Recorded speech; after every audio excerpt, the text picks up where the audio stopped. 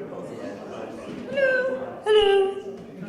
We have an intimate evening tonight here at the Coffeehouse. Welcome. I am on the membership committee of the Unitarian Church here, and I just want to say we're a welcoming congregation, so we welcome all of you tonight. We're really, really happy you're here. The other thing I want to mention is, well, please tell your friends to come. We're the last Saturday of the month, every month, except for there's one Saturday, it's going to be a different Saturday, but it's always July 22nd. So that'll be the Thursday. On the table with the next 4 acts. Yes. Fantastic. Yep. And we want to thank Starbucks. Starbucks always provides the coffee for us here and some of the goodies, and so patronize Starbucks across the street, please. Now I will introduce our host. Our host is Lee Montville. He's a former Boston Globe sports writer and Sports Illustrated sports writer, and the author of the upcoming book, Muhammad Ali and the Vietnam War, 1960-something to 19-something else, right? And please buy the book so he takes me to Italy.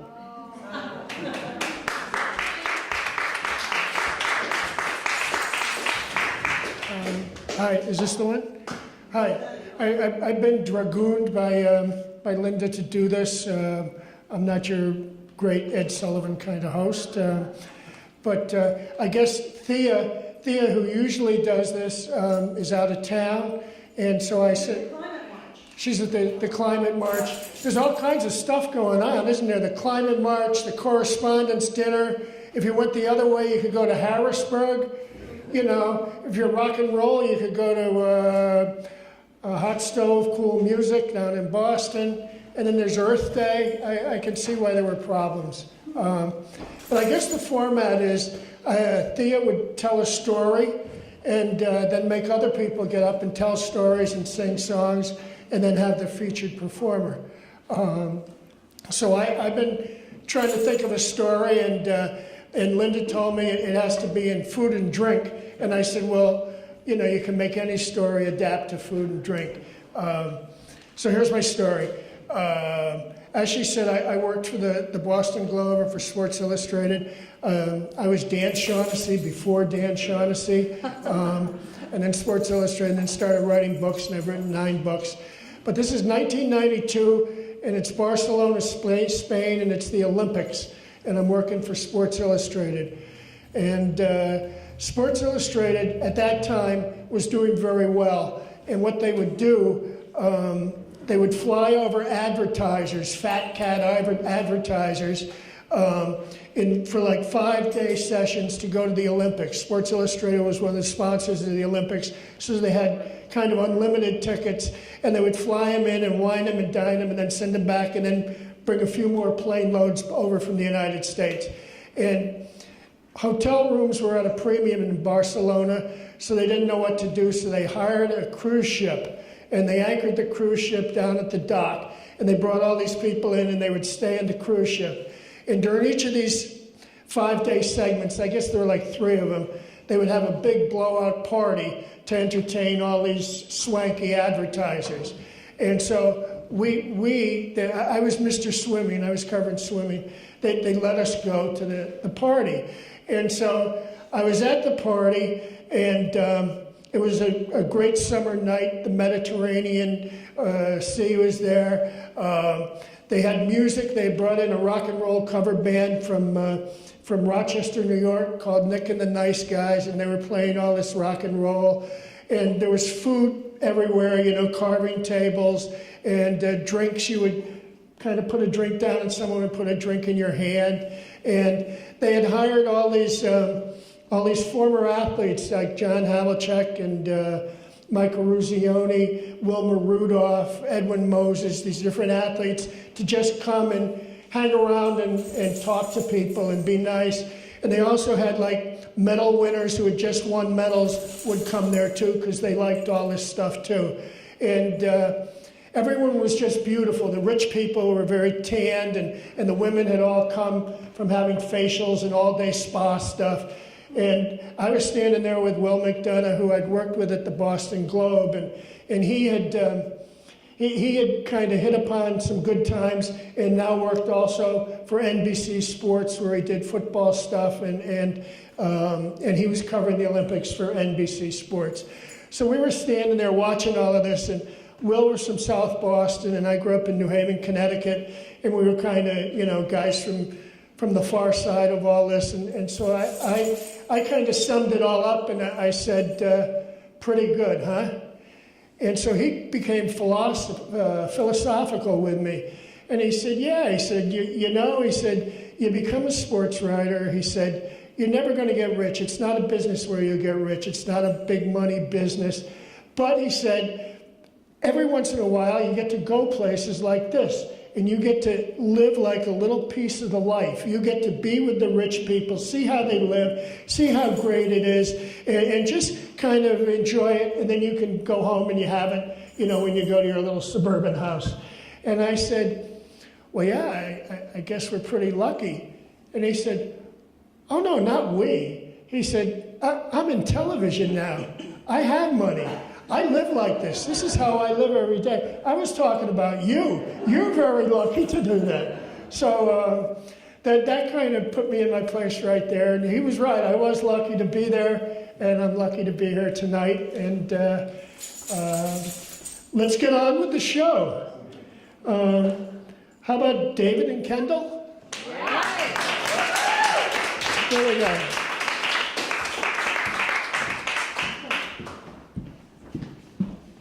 Hi, everyone. So we're just singing one song tonight. Yeah. It's called Youth by Daughter.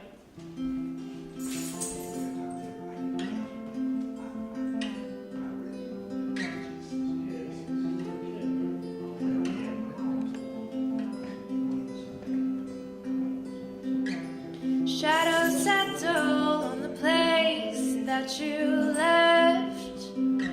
Our minds are troubled by the emptiness. Destroy the middle, it's a waste of time. From the perfect start to the finish line. And if you're still breathing, you're the lucky ones. 'Cause most of us are heaving through corrupted lungs, setting fire to our insides for fun, collecting names of the lovers that went wrong, the lovers that went wrong.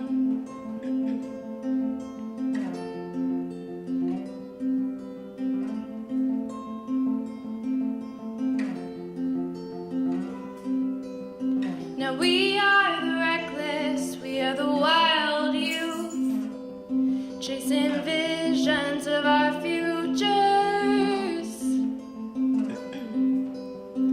One day we'll reveal the truth, the one will die before he gets there. And if you're still bleeding, you're the lucky ones. 'Cause most of our feelings, they are dead and they are gone. We're setting fire to our insides for fun, chasing pictures from the flood that wrecked our home. It was a flood that wrecked this home. You caused it. You caused it. You caused it.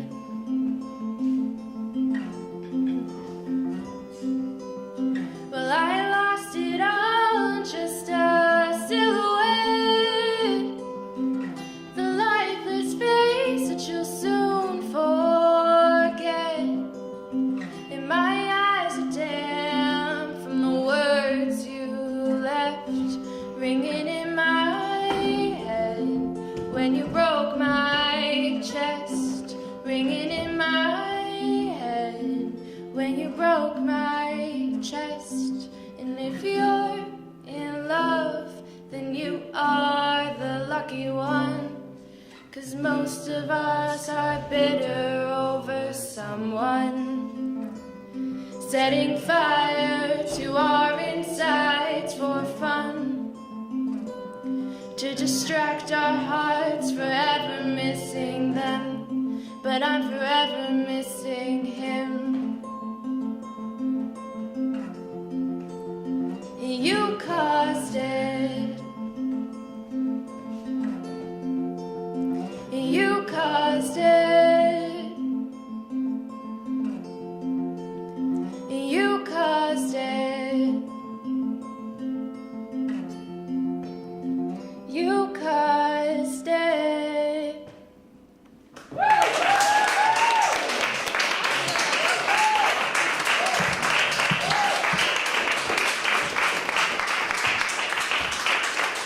Wow, how's that for leading off, huh? Wow, we're the lucky ones. Is that an original song? No, it's not. We performed for Eva, who comes here, and we have her recital next week, so we Oh, do yeah. ours. Yeah. That was very great. That is terrific. Okay, Linda H. Come on, Linda, get up here.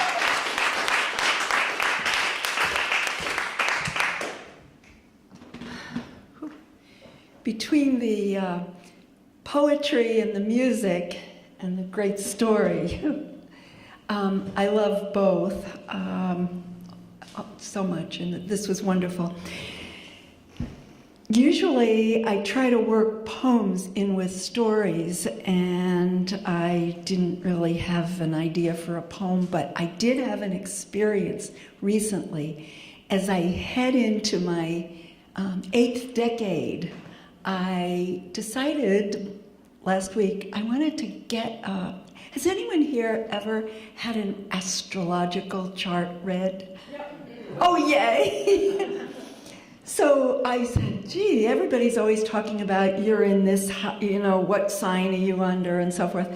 So I went to a lovely woman who read my chart because I had the date I was born, and I knew the date and the year, and I also knew the hour because my mother claimed it on and on through my life how my birth was so difficult for her. She knew exactly the time. So I had all this information. And I went and I had my chart read. Well, I want to smile, I want to chuckle, and my husband especially, Joseph just rolled his eyes, and he's been rolling his eyes over this. But it was really and truly exciting to find out a couple of important things, and this is only, I'm going to somehow get it on a really good papyrus somewhere and a scroll, and I'll frame it. But my ascendant, for those who know, is Leo. Now, that sounded really important. So I've been telling Joseph about this. I said, I can feel my whole life biography now as I head into my 8th decade. This is important, for all of us as we move along.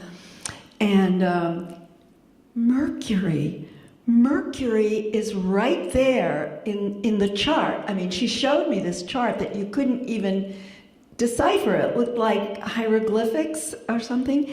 But there was Mercury, and Mercury indicates people who like to write. Particularly in my case, it was in retrograde. And, I'm sure you're all very comfortable with this language. So I just wrote all these things down, and I came home and I said, oh my gosh, I really did have an exciting trip around the sun. I definitely did. And it just all came to pass. Neptune was in the 2nd house. According to the woman who read my chart, she said, oh, that means you never have to worry about money. And I thought, well, gee, I'm always hearing from the time I was little, my parents were always worrying about money. And then when I got married, we were always worrying about money with 3 children. And I said, but I never gave money a thought. It was like, my father went to work, I went to work, money came in, what difference did it make? So I thought, yeah, she's right, I never had to worry, I don't have to worry about money. That's very good if you have Neptune in your chart. In my second house. Now, don't worry if you don't understand any of this, because as time goes on and I come back, I will try to, give you lots of information about what I've learned and pass it on. I'll pass it on in my stories. I'll pass it on in my poetry, I hope. So thank you very much for accompanying me on this wonderful journey.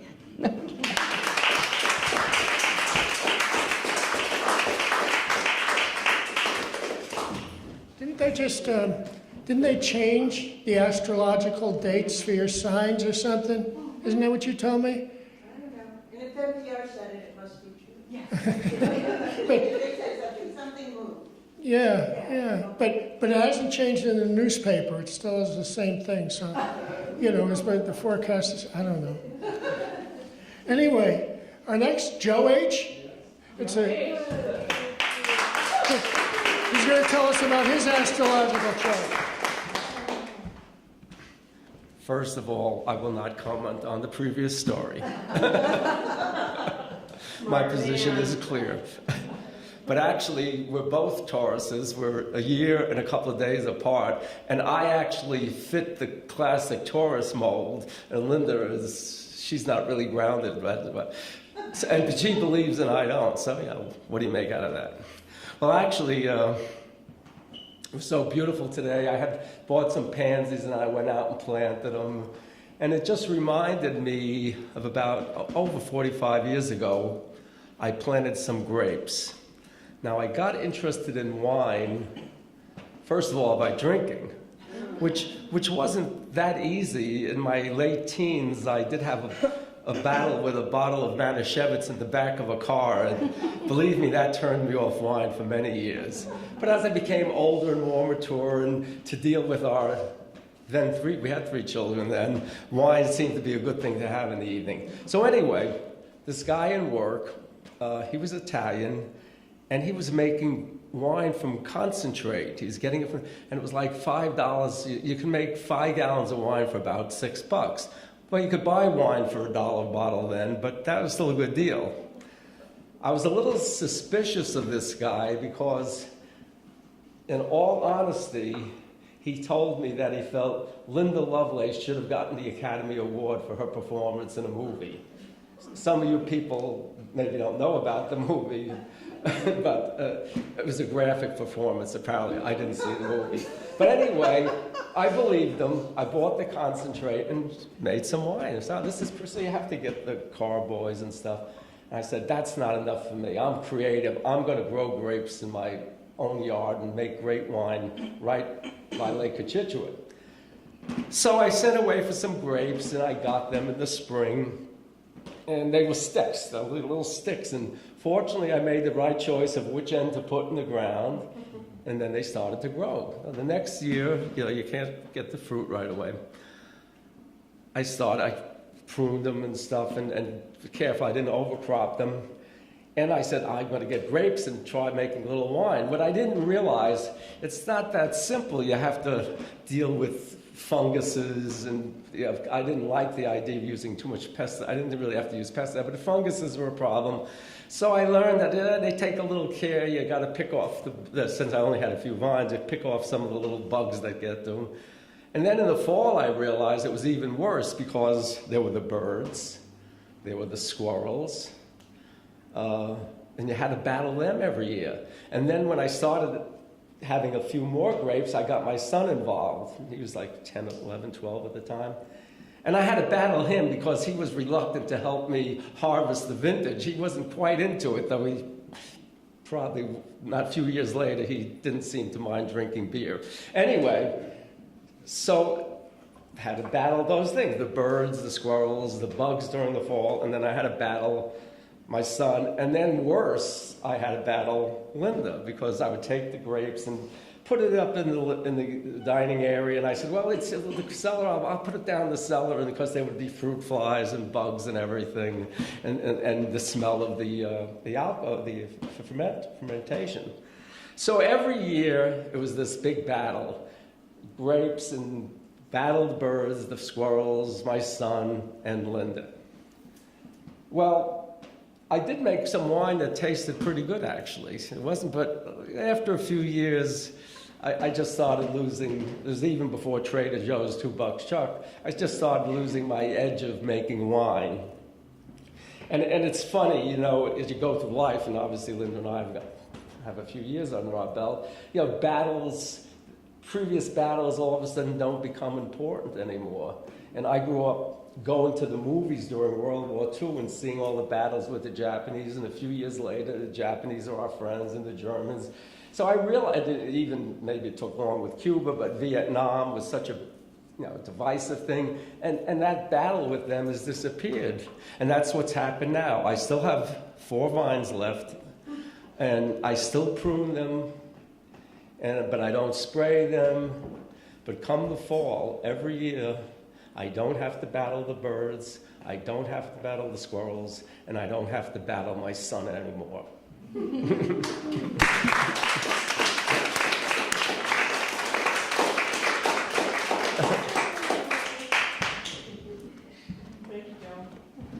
I saw a thing on Facebook just today. They said that next Saturday, I think, is National Naked Gardening Day. Naked Gardening Day, and they had a woman, you know, kind of with a few branches in front of provocative parts, and underneath it said, "I hope the guy across the street doesn't hear about this," you know, Naked Gardening Day.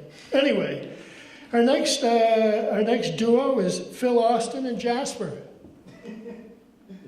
Right there. Yes. Oh, Jasper the dog.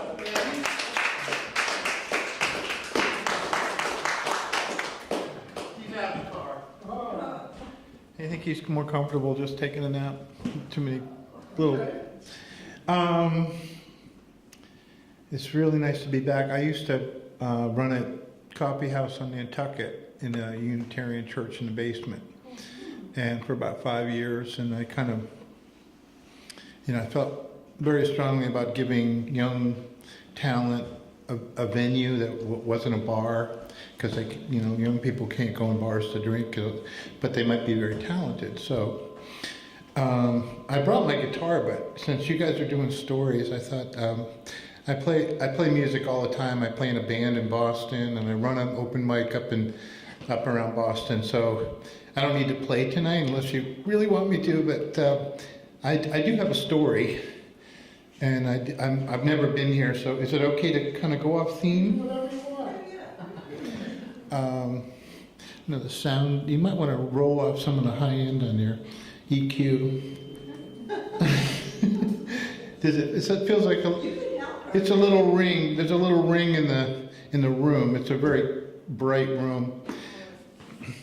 Anyway, I'll just stand back. My name is Phil, and last year, I started to rethink the existence of God in my life. And I don't know, I haven't checked with Unitarians lately, but I don't know, like, the average Unitarian is a great believer in God, or is it sort of more of a secular, sort of an activist group still? I mean, is that how you do it? Yeah. But I sort of fell out of favor with my God, some God, a God. Years ago, I started to feel kind of cynical about the whole, how could my God do this to nice people, and etc. But last year was kind of a dark year for my family. Not most important, but maybe first in line, I was diagnosed with a sort of a debilitating disease with cancer, and I had to spend the entire winter traveling. I live on Cape Cod, and I had to travel to Boston like pretty much every day for those horrible, nefarious treatments that they do in hospitals.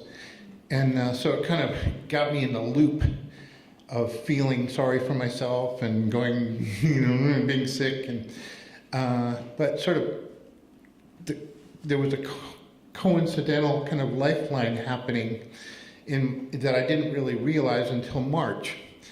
I happened to be up in Vermont visiting my son who lives up there, and I got an email from somebody that I hadn't heard from in a long time, and it had to do with my niece's daughter. And her name was Lena. She was 6 years old. And Lena apparently was a beautiful, extraordinarily creative, talented little girl. But she perished in a house fire in Western Mass. And I hadn't really been in contact with my niece's side of the family for about 10 years because of family problems, and I'd fallen out with her mom. So I never knew Lena. She was 6, and we never really got to know each other. So I was sort of that long-lost family, the sprig of my family tree that I never got to know. So the darkness kind of closed in. I kept getting sick and weak and going through these treatments and driving, and my dog Jasper, thank God, was my co-pilot pretty much on every excursion. And I got through the worst of it. Started to feel like I was coming through the tunnel, but I had this family tragedy that just came out of nowhere. And my niece Heather, who was like she's about 39, I guess, devastated, just couldn't talk. She was in shock, and the post-traumatic darkness closed in on her life. She had lost her reason for living. But the good news was that I met her and we hugged, and it was like we'd never been apart. 10 years is a long time in a family. So life went on, her life went on, and she kind of started to come out of it a little bit, but it was still the darkness, the dark cloud over the whole family because of this little girl's death. And I started to kind of get involved in it from the perspective of what caused the fire. Nobody would tell us. The fire marshal's office in Boston was kind of like, no, we haven't completed our investigation, nobody knows, da da da. My niece is suffering, her whole family is devastated, and the bureaucracy is kind of stalled. So it's like, there it is, there it sits. Okay, that's it, there's no God. How could a just, kind, beautiful God do that to a family where no reason at all? So time keeps unfurling. I'm feeling better. I'm feeling stronger. My niece and I are texting each other every day. How you doing? I love you, Uncle. I love you. And we're really starting to bond. There's this good little ray of sunshine that's coming out of this darkness. And it happened, the God thing kind of fell into my lap. I'm watching the Grammys. And there was this Donald Trump had just gotten elected. And there was this activist kind of hip hop group on stage with black leather boots, and they were, dancing around the stage, calling out our new leader. And I'm looking at this and going, whoa. All of a sudden my phone jingles, and it's a text message from my niece. And I'm looking at this television screen, and I'm like wondering about where are we going? Is Lady Gaga gonna like spill the beans? And I look at the text, and she goes, my niece is writing to me. It's about 9 o'clock at night. She says, I want to tell you something. And it's that's the sum total of the message. So I type back yes. And she types back, can you keep a secret? And I can't keep a secret. I'm not good. Here I am telling a whole group of total strangers this secret that she's asked me to keep. So please does not leave the room. So the next message is, I don't want anybody to know. It's just family. And I type back, yes, ... And she goes, I'm pregnant.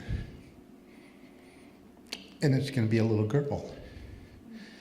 And my brain just exploded. I'm like thinking, that's what they call a Godsmack. That's an angel bomb. It comes directly, from heaven to you. That's like, priority mail. And I was so fortunate to kind of be in that room reading this message from my lovely, wonderful, amazing mother in the darkest of grief. Somehow this miracle had happened. And all I could think was, thank God. That's the only thing that's going to pull her out of, this darkest of dark places. So anyway, she's due in August. Her due date is my birthday. Anyway, that's all I got.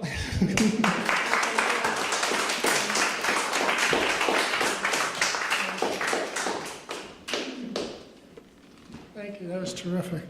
And Sandra Elaine Scott? Sandra, yay! We twisted her arm, come up.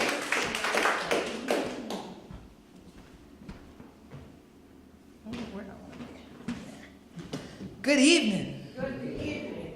Nah, man. The sun is shining. It was a gorgeous day. It was 80-something degrees. Good evening. Good evening. Hey, y'all are still awake. Come on. I'm about to talk about my mother. So that deserves enough respect because I'm about to just talk about her. And actually, tonight's a nice story. So good evening one more time. Good evening. Oh my gosh, so much better. So this is from my book, In Memory of a Saint, for those of you who have not heard me talk about her before. I wrote this book, In Memory of a Saint, Lessons from My Mother I Didn't Pay Attention to Until She Died. Yeah.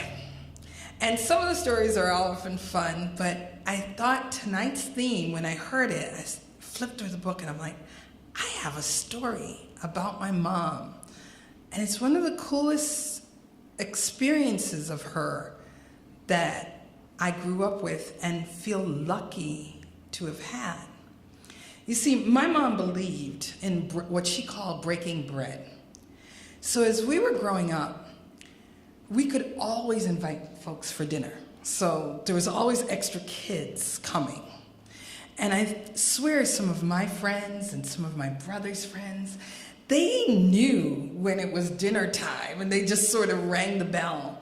And there was one girl in the neighborhood that often showed up. And then when I became an adult, my mom told me she knew that child wasn't getting enough to eat. But she never mentioned it to me, which was really interesting. And my mom, she cooked for expediency. She liked to cook when she felt like it, but not, as she would say, I am not a kitchen bitch. I don't parade in the kitchen for anybody. And she was on many committees, and she would be in her gown, and they'd say, well, Lola, can you help out? And she'd say, no, I am not a kitchen bitch. I am here this evening to be just like everybody else.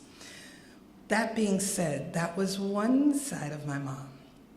But we just, in the Christian tradition, just celebrated Easter. And I wanted to share a story of an Easter that I had that still has a place in my heart. I was grown and working, and the whole family was coming together for Easter. And I had a coworker who didn't have anywhere to go. So I was like, all right, come on. Because in our family, Thanksgiving, Christmas Eve, Easter, you just invited whoever. Somebody has nowhere to go, they're coming to our house. So she came, and as she's sitting there and we're laughing and ribbing each other and we're talking back and forth and having what we thought was just a grand old time. And laughing, and at the end of the night for Easter, my mom sent her home with a care package, which is the thing to do. So as she's leaving and I'm walking her to the door, she pulls me aside and she says, tell me something. That was an act, right? I said, excuse me? That was an act. You all put on this just for me. I'm like, what do you mean? well, you all really couldn't be like this. I'm like, yeah. She said, you do this at Easter? This is not an act? So I'm like, yeah, no. So she left, and I go back in, and I'm telling the rest of the family, because I think this is really odd, and my snarky younger cousin's like, yeah, like we have enough time in the world to just, all we're gonna do at Easter is put on an act for somebody. And my mom pushed back on all of us. And she said, imagine what she must have grown up with, or what she's used to. And she got to experience us. So rather than being snarky, just back off a bit. And I gained so much respect for her in that moment, because I still find it a little bit snarky. I'm like, yeah, like we have all that time to do anything for someone. But she always went the extra mile, and she always was there. So no matter when it was, there was always a seat at her table.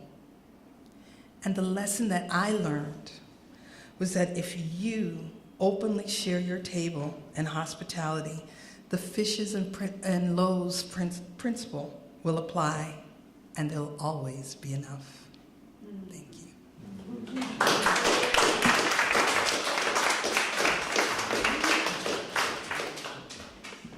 So the 3 Unitarian ministers were talking about Easter. And the first Unitarian minister said, I love Easter, it's a wonderful thing. The kids all get dressed up and they come to your house and they say trick or treat, trick or treat. And the second Unitarian minister says, no, that's not Easter. He said, Easter's the one where everybody gets a tree and they decorate it and they give presents to each other and the whole thing. And the third Unitarian minister says, no, you got it all wrong. That Easter is when Jesus Christ died, and 3 days later, he came out of the crypt and came out into the sunshine, and he saw his shadow, and there were 6 more weeks of winter. Anyway, now it's time for our featured act, Mark Stepakoff. We're going to take a break for a minute, though. Oh, it's now for a break, and then our featured act. That's right. So here's our featured performer of the night. Linda and myself, we went to a place, Amazing Things, in Framingham one night to see Christine Lavin, the great folk singer, hilarious and everything.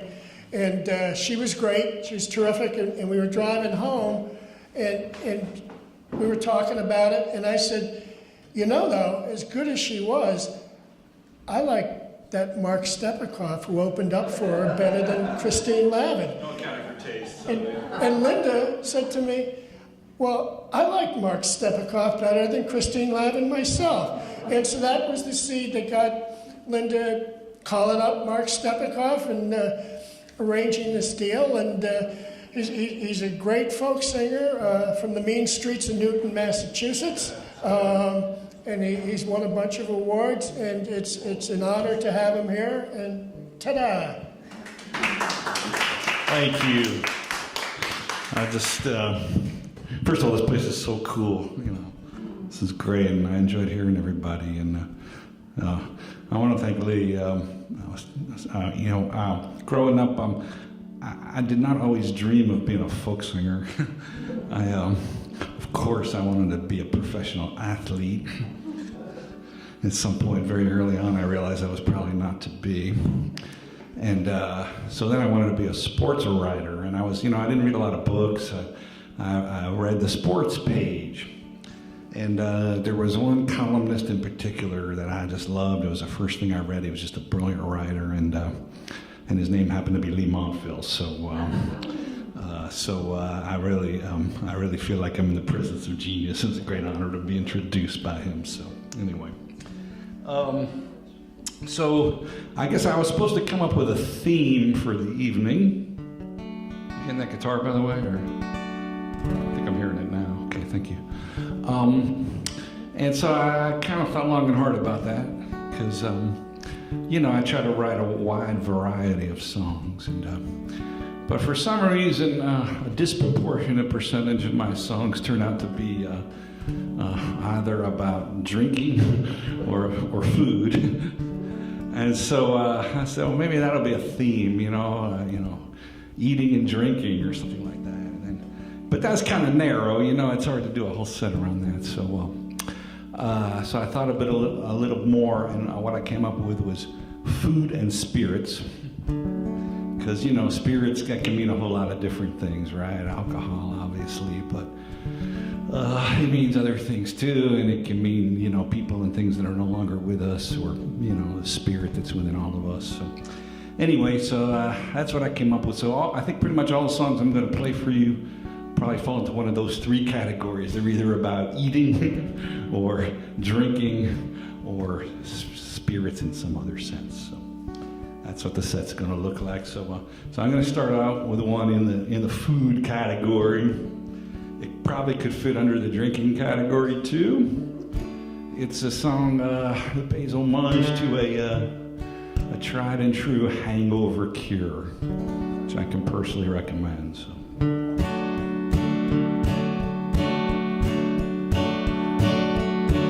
Woke up this morning, my head in a fog. I drank like a fish last night and ate like a hog. Won't somebody bring me some hair of the dog and a plate full of huevos rancheros? I call Jose Cuervo a personal friend. Should have known that the worm always turns in the end. So call up room service and ask them to send a plate full of huevos rancheros. Huevos rancheros, por favor. For whatever ails you, that's the cure.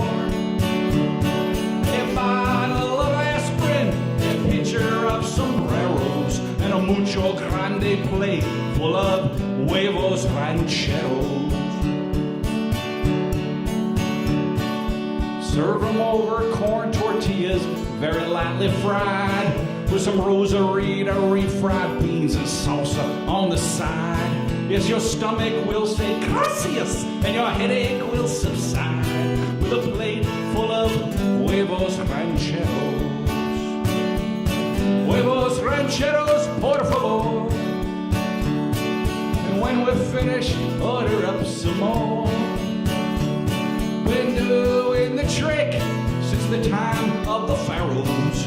A mucho grande plate full of huevos rancheros.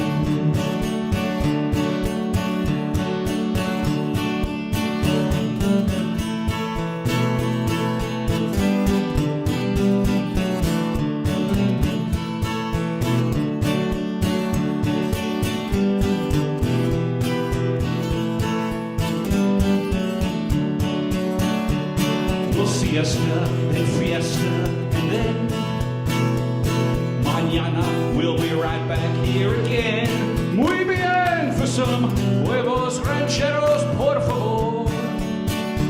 Cause we've got another crazy night in store. So join me, mis amigos y todos compañeros, for a mucho grande plate full of huevos rancheros. There's a mucho grande plate full, and I will be so grateful. A mucho grande plate full of huevos rancheros.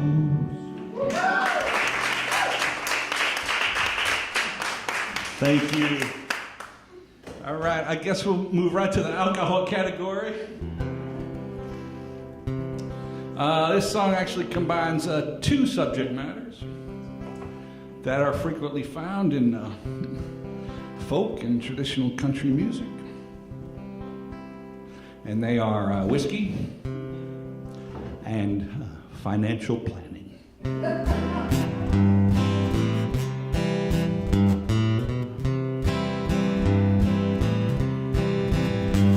In those business classes I took as a student, I was taught to save most of my pay and invested in assets believed to be prudent, CD and 401k.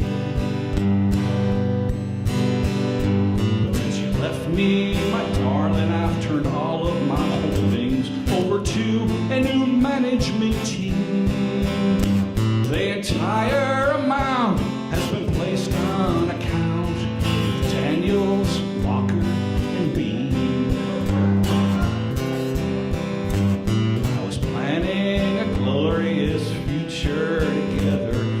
nest egg to keep you secure. But then you met someone I guess you love better. I don't need a nest egg no more. But I'm receiving returns of a kind you can't get from no Ponzi or pyramid scheme. You broke this poor heart of mine, but I'm feeling just fine. Thanks to Daniels, Walker, and Beam. Mr. Beam's quite a fellow. He's strong, but he's mellow. Mr. Daniels' friends all call him Jack. Mr. Walker determines the extent that your earnings end up in the red or the black. I know past performance is no guarantee of future investment returns, but whenever I need them, they've been right there for me. Help me deal with my going concerns. Today they'll join me at lunch, but I've got a hunch they'll still be there at the dawn's early gleam. And when they cart me away, I'll just have one thing to say. Thank you, Daniels, Walker, and Beam. As if you're in a pinch, we'll just forget Merrill Lynch and go with Daniels, Walker, and Beam.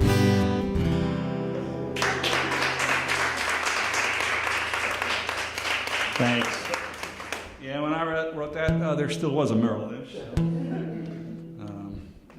All right, so I guess we'll move right to the spirit category. I'm going to play you a song that depicts an actual event. The event occurred in 1948. And on its surface, it was an unremarkable event. A man moved along with his family from their home in Mississippi to Memphis. And there's nothing unusual about that. In the post-war years, there were lots of families that moved from the Deep South to larger cities, be they Chicago, Detroit, or in this case, Memphis. But in this case, the man's name was Vernon Presley.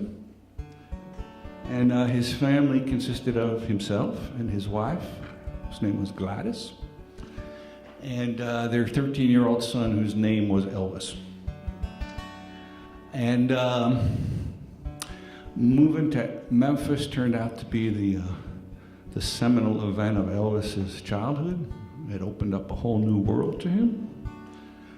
And consequently, though he had no way of knowing it at the time, when Vernon Presley moved to Memphis, he wound up changing the world for everybody. And so this song basically tries to convey a snapshot of that moment in time. So.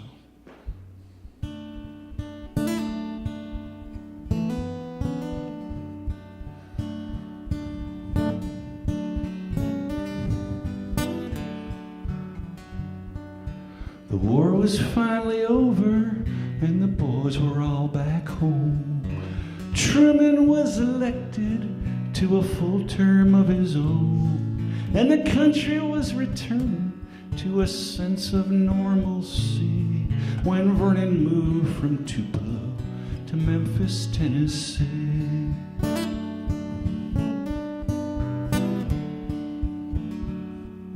But he had lived in Tupelo since he was 17. But the times it held a steady job were few and far between. And folks knew about his stint down in the penitentiary. So Vernon moved from Tupelo to Memphis, Tennessee. He packed up his wife and his sole surviving son, still wondering why the good Lord had to take the other one. A dozen years had come and gone, but not the memory when Vernon moved from Tupelo to Memphis, Tennessee.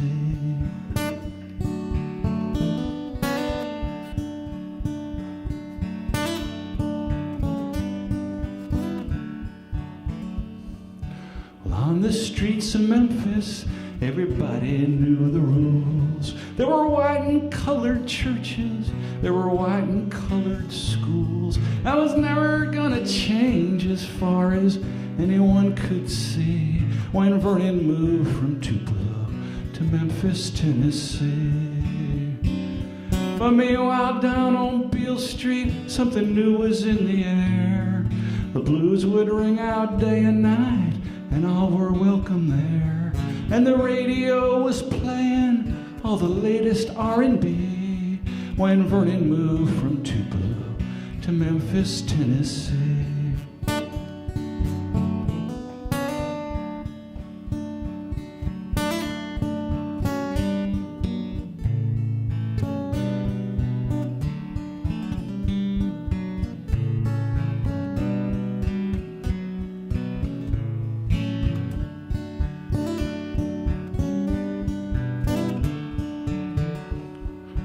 Just another good old boy moving out of state. Just 100-mile drive up Route 78. Whoever would have guessed he'd been making history when Vernon moved from Tupelo to Memphis, Tennessee. When Vernon moved from Tupelo to Memphis, Tennessee. When Vernon moved from Tupelo to Memphis, Tennessee.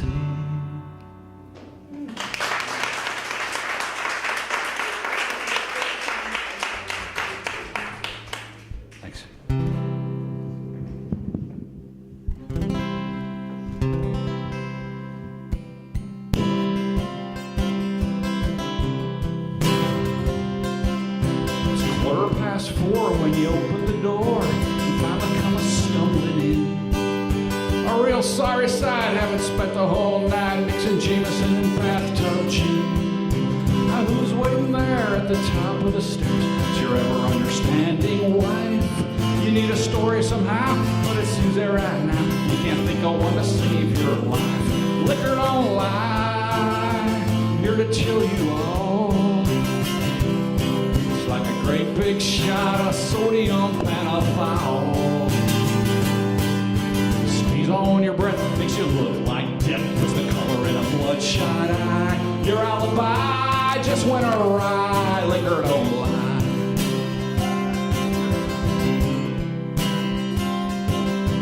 Whiskey and ale have spun many a tale ever since the world was young. And everyone thinks if you have enough drinks, that'll loosen up a nervous tongue. So you're spinning a yarn that's as long as your arm, but it never seems to quite translate. Because when your vision's blurred and your speech is slurred, it's hard to keep your story straight. Liquor don't lie, it don't even fit. It's like a giant neon sign flashing every foolish thing you did. Rehearsed your lines about 1,000,000 times, but then suddenly your mouth's gone dry. Your story won't fly, I think you know why. Liquor don't lie.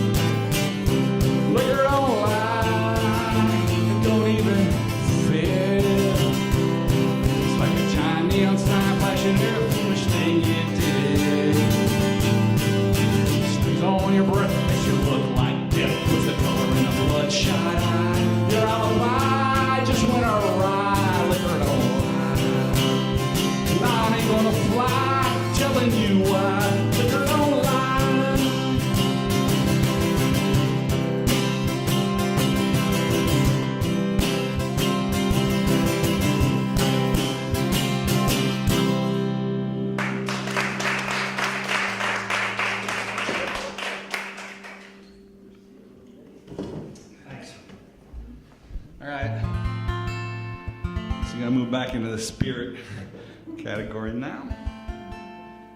I was telling Lee just a few weeks ago, I had my high school reunion. I won't say how many years it was. Okay, it was 40 years. Started very young. And it was cool. We actually had it in the cafeteria of our high school. So a lot of us hadn't even set foot in the building in 40 years. So it was good. It was good. Anyway, that kind of put me in mind of this song that I wrote a couple years ago. That sort of it's based on some childhood recollections of mine, and you know, I don't know. The older I get, you know, somehow some of those things seem closer than ever. So.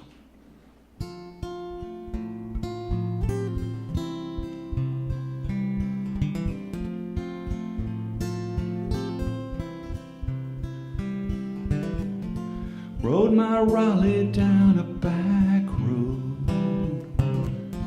baseball cards stuck in the spokes, headed over to the drugstore, had a couple cherry cokes, spent the last of my allowance over at the 5 and Dime on some 45s and comics. Made it home for supper time. You may think those things are gone now, but every day I still can see them, 'cause they're always on exhibit in my memory museum. Fresh milk delivered in the morning. Mama opens up a jar. Daddy reads his morning paper. I can't believe how young they are. Grandma's sleeping in the guest room. 2 years now since Grandpa died. Of course, at that point, we don't know it, but she'll be with him come July. Sometimes it's like I never left there. Other times it's like a dream. Just another Tuesday morning at my memory museum. It's got a wing with paper airplanes, Lionel trains and soapbox cars. I try to tell my kids about it. They look at me like I'm from Mars, 'cause they can't see the things that I see. But I know someday when they're grown, they'll have a personal collection at some museum of their own. Well, everything is always changing. It's all about the here and now.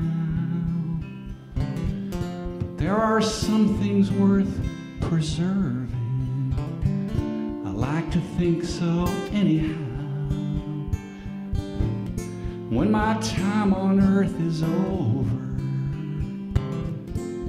and they lay my body down, on that day there'll be a building. It's gonna burn down to the ground. Till then I can bridge the distance. It's not as far as it may seem, 'cause I can always pay a visit to my memory museum.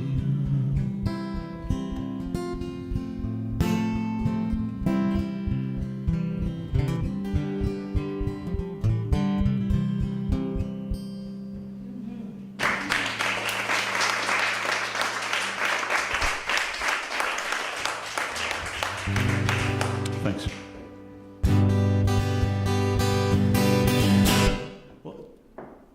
Lyrics. Where where's that teleprompter? I got it now. What's good on ribs? And it's great on steak. Yeah, I use it to liven up everything I like to make. When I put my chef's hat on, you know, I'm the boss. And I say everything tastes better with barbecue sauce. Teriyaki's tasty, mesquite is good. There are some folks out there who swear by hickory wood. But go up the list from zucchini right through albatross. Tell you everything tastes better with barbecue sauce. Barbecue sauce, barbecue sauce. Buy by the gallon, don't care what it costs. So strap on your feet back now and sit down. Hoss, tell you everything tastes better with barbecue sauce. Well, it's fine on chicken, and it's right on roast. Yeah, I even put barbecue sauce on my French toast. You can stick with your maple syrup, that's your loss. Telling you everything tastes better with barbecue sauce. Barbecue sauce, barbecue sauce. Buy by the gallon, don't care what it costs. So strap on your feet back now and sit down. Hoss, telling you everything tastes better with barbecue sauce. Well, lather it on, slather it on.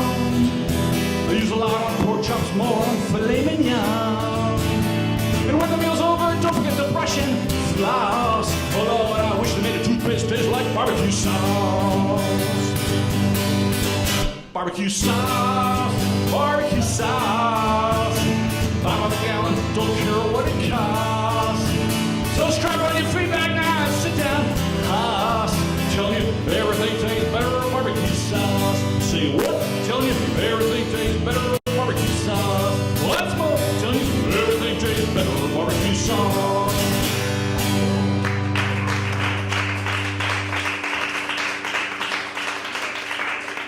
Yeah, thanks. It's an old songwriter's adage. You have to write what you know. All right, I'm going to change gears, so I'm going back into the spirit category. It's a song I wrote a long time ago. And it's a song about a fire that burned down the old Hotel Vendôme building in the Back Bay of Boston in 1972. Some of you may remember that. Those of us of a certain age. And it was a terrible fire, and I believe it's still ranked to this day as one of the 10 worst fires in United States history as measured by the loss of firefighter lives. And so I could remember as a kid, I was home from school for whatever reason, and I remember seeing on TV the coverage of, you know, all the funerals. And it left an impression on me. And so many years later when I started writing songs, I thought, you know, it would be a good topic for a song. So I wrote the song, and we got a nice recording of it. And it wound up being on a benefit compilation that had a lot of local singer-songwriters. It had some great people like Laura McKenna and Don White. And I was very honored to be on that record. And so that recording wound up coming to the attention of the commissioner of the Boston Fire Department. He sent me a note about, you know, how moved he was by the song, and he invited me to come down and play the song on the 30th annual memorial service for the firefighters that died. And so I went down there. It was a beautiful, beautiful spring day, and played the song. I got to meet a number of the families of the firefighters that passed away. And in the song I mentioned Chaplain Mahoney. He was a longtime chaplain of the Boston Fire Department, and he was still alive, and I met him. So, and you know, the family members told me how much they liked the song, and so It was a very moving day, and I've had some really nice things happen to me from playing music, but that's pretty much right at the top. So I'm gonna play that song for you now. This is called Hotel Vendôme.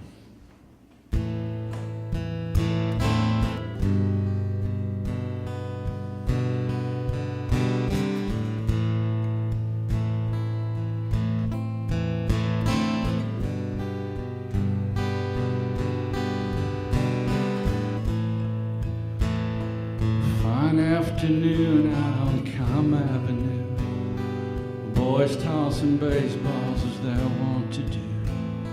Some play with fire trucks shiny and new. A great day to just be alive.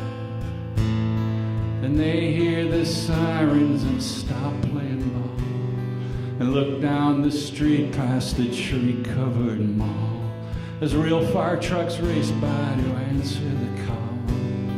Came in at 2:35.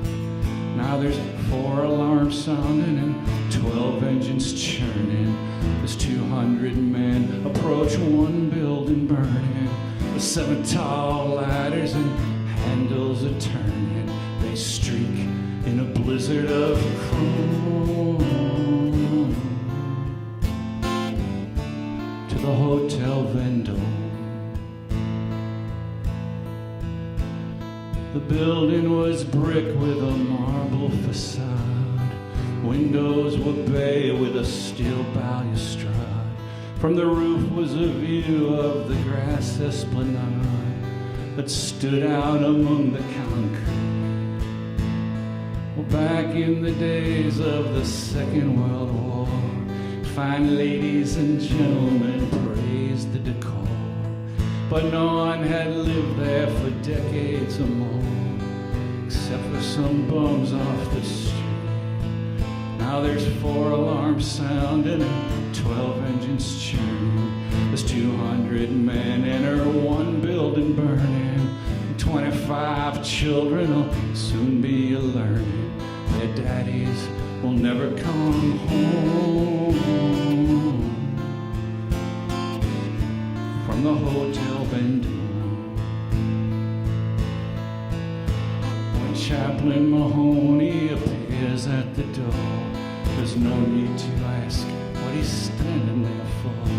He said they put out the fire and the danger was past when the southeastern side of the building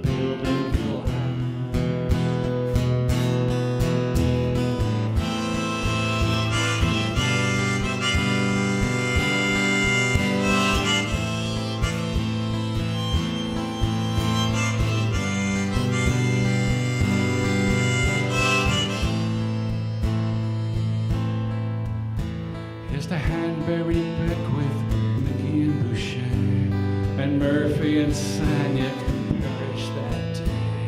And for Jameson, Carroll, and Dolan we pray, all taken from us for good. But the world keeps on spinning, you can't turn it back. Soon all trace was gone of the smoke below black. Took them 25 years just to put up a plaque near the site where the building once stood. It's a fine afternoon out on Com Avenue. The kids tossing baseballs like they used to do, and playing with fire trucks shiny and new. A great day to just be a kid. But the kids of the men who died at the Vendôme are now men and women, kids of their own, and a half dozen of them, now that they are grown, work the same job their fathers once did.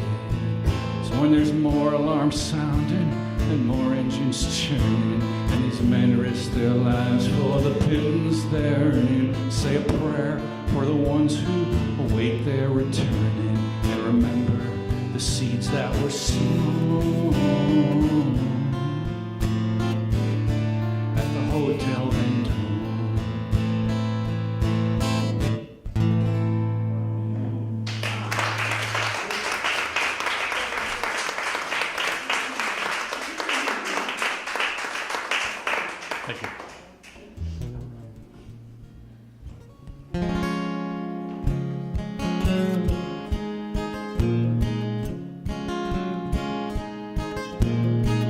did I have last night? Guess I lost count.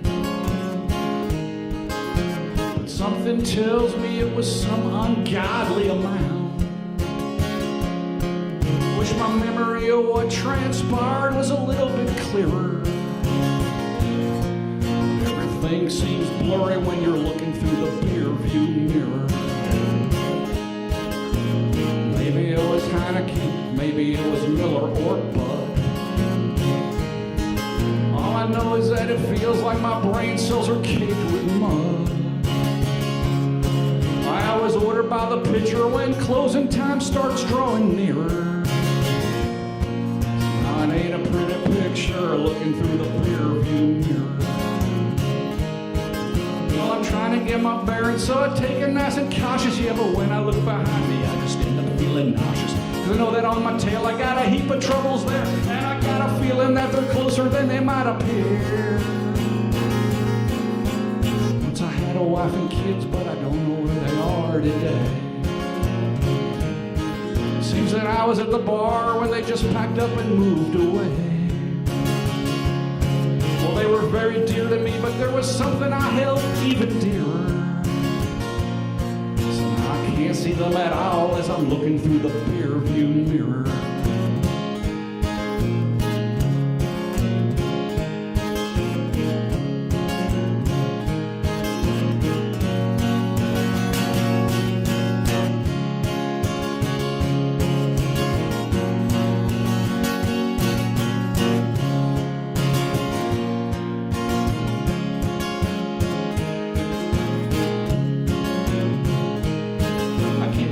On the road, but the road's always littered with the wreckage of regrets and decisions ill-considered. So I stay between the lines and I try to take it slow. But whatever's lying behind me, I don't think I want to know. Got my hands on the wheel, but I guess my mind is somewhere else. I glance up at my reflection and I hardly recognize myself. When it comes to bad news, nobody wants to be the bearer. Now it's staring me in the face as I'm looking through the rear view mirror.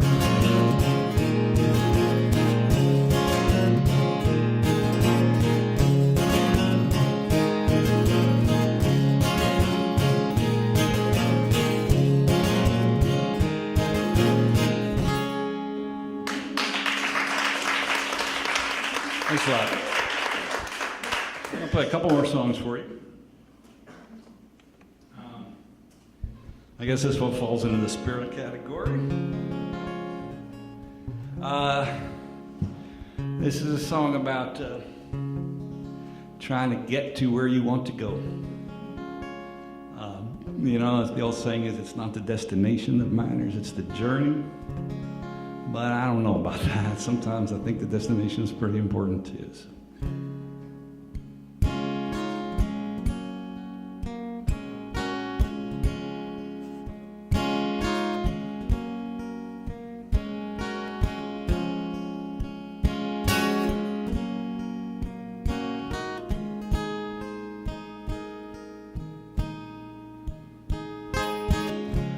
I've got a mountain to climb.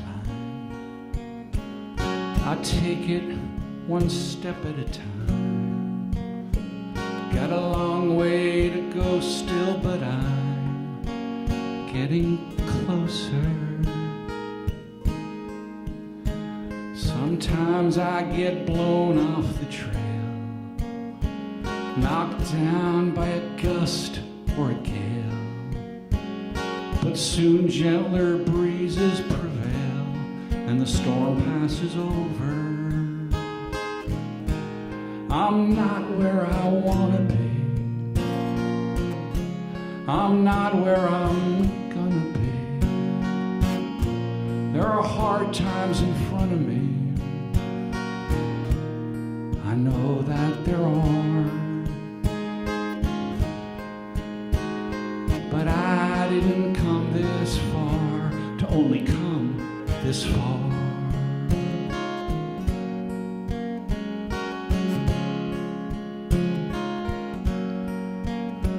Some days when it's sunny and clear, The summit ahead looks so near. The night falls and it disappears, but I know it's there regardless. It may be quite a distance away, but I'll get there one glorious day. Though they say the last mile of the way is always the hardest.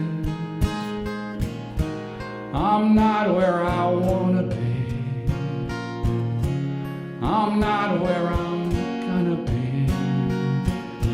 There are hard times in front of me. I know that there are. But I didn't come this far to only come this far.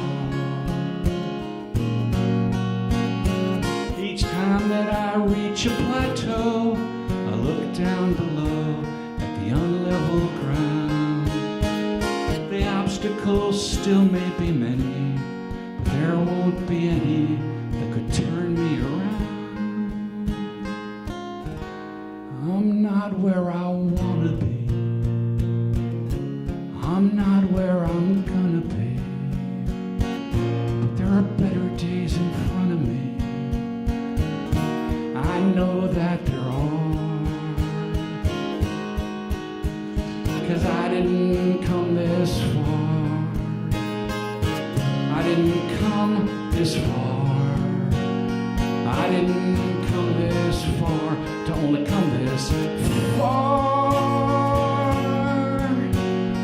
I didn't come this far to only come this far.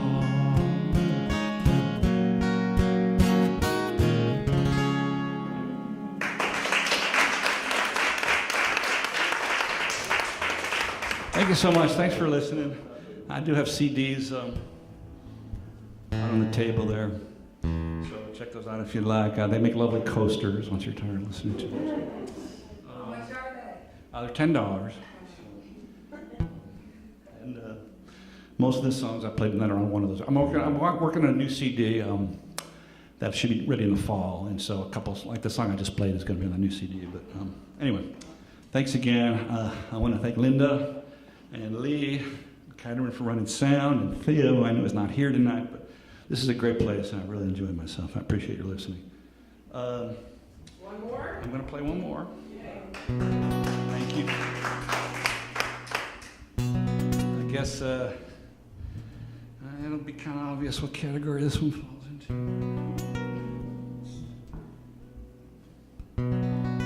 It's better. But, I like my performances to be educational as well as entertaining. So I consider this song to be kind of a grand historical ballad. It tells the tale of a very important, though sadly neglected figure in world history. In the season of the dragon, near the province of Hunan, a brave young Chinese general crushed the rebels of Neon. Well, you can scour your history books, his name will not be found, but it's recognized at every Chinese takeout joint in town. General Gao, General Gao, the bravest man in China, but he's just chicken now. The ginger and the garlic make it all taste right somehow. Let's have another piece of General Gao. He drove the Taiping army from the city of Nanjing, and his name became a legend in the dynasty of Qing. If you don't see the irony, you must be pretty dim. He used to order thousands, but now thousands order him. General Gao, General Gao, fearless and courageous, he's just chicken now. When Nixon went to China and had lunch with Chairman Mao, they had a great big dish of General Gao. It said that when the general was about to pass, pass away. His men asked if he'd any final words he'd like to say. He turned to his lieutenant, said, write this down if you would. I'm thinking chicken fried in sesame oil might taste pretty good.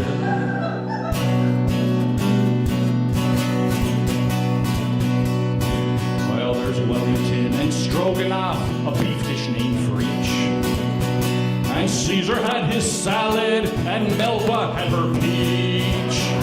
But on this list, the general's name you surely must include someone with his accomplishments ought not to be pooh-poohed. General Gao, General Gao, the bravest man in China, but he's just chicken now. And if I had one wish that God would promise to allow, I'd say praise the Lord and pass the General Gao. Praise the Lord and pass the General Gao.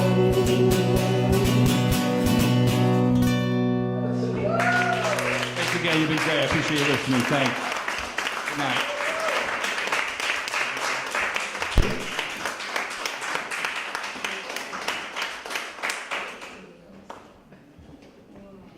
Thank you, everybody. Tell people to come.